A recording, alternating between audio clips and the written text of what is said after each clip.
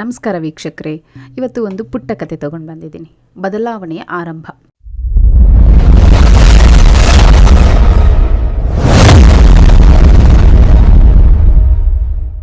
ಒಬ್ಬ ವ್ಯಕ್ತಿ ಸಮುದ್ರದ ದಂಡೆ ಮೇಲೆ ನಡ್ಕೊಂಡು ಹೋಗ್ತಾ ಇರ್ತಾನೆ.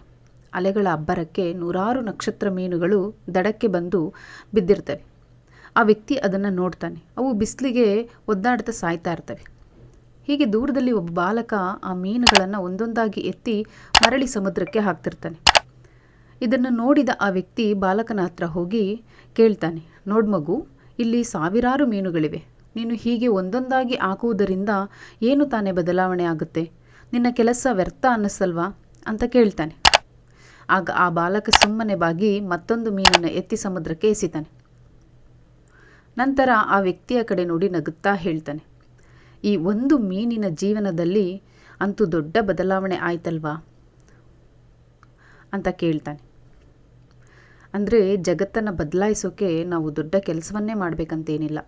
ನಾವು ಮಾಡೋ ಒಂದು ಸಣ್ಣ ಸತ್ಕಾರ್ಯ ಕೂಡ ಒಬ್ಬರ ಜೀವನದಲ್ಲಿ ದೊಡ್ಡ ಬದಲಾವಣೆ ತರಬಹುದು.